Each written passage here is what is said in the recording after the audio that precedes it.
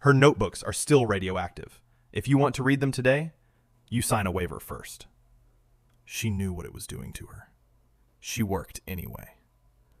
Her name at birth was Maria Skłodowska, born November 7, 1867, in Warsaw, Poland, then under Russian imperial occupation. Her father taught physics.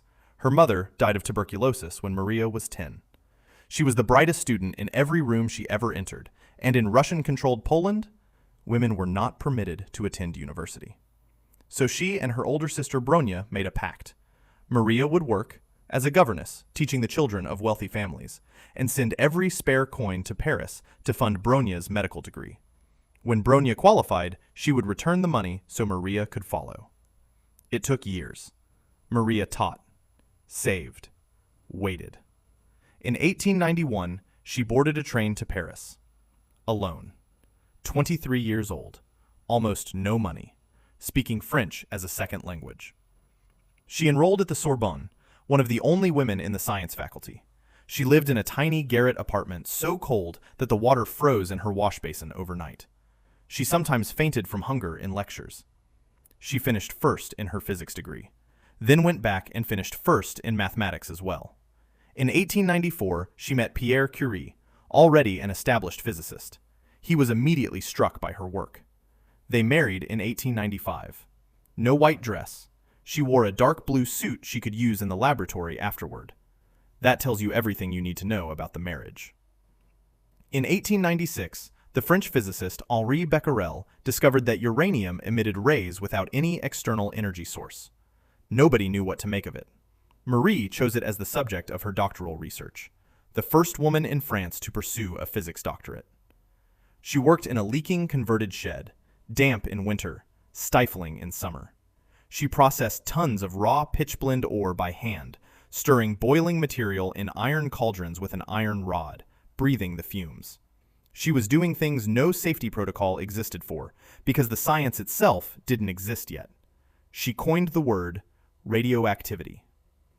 In 1898, she and Pierre announced the discovery of not one, but two new elements. The first she named polonium, after the country that had swallowed her homeland and forbidden her an education. The second, radium. In 1903, Marie Curie became the first woman in history to win a Nobel Prize. Physics, shared with Pierre and Becquerel. Then, in April 1906, Pierre stepped off a curb in Paris in the rain, distracted, and was struck by a horse-drawn wagon. He died instantly. He was 46. She was 38. She had 2 daughters, and she went back to work. The Sorbonne offered her Pierre's professorship. She accepted, becoming the first female professor in the university's 600-year history. On her first day, the lecture hall was packed beyond capacity. The crowd applauded for minutes when she walked in. She waited for silence and began exactly where Pierre's last lecture had ended. In 1911, she won a second Nobel Prize, chemistry, for the discovery of polonium and radium. She became, and remains, the only person in history to win Nobel Prizes in 2 different sciences. The Swedish Academy had tried to discourage her from attending the ceremony that year. A personal scandal, a relationship with a fellow physicist, had exploded in the French press. They suggested she stay home. She went to Stockholm anyway and collected her prize in person. During the First World War, she designed and personally deployed mobile X-ray units, field vehicles that brought radiography to the front lines. She drove them herself, trained operators, treated over 1 million wounded soldiers.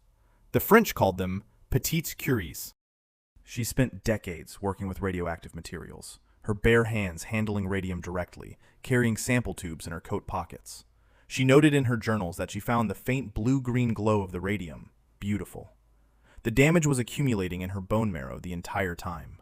On July 4, 1934, Marie Curie died of aplastic anemia, her bone marrow destroyed by a lifetime of radiation exposure. She was 66 years old. Her daughter Irene won the Nobel Prize in Chemistry the following year. The work continued.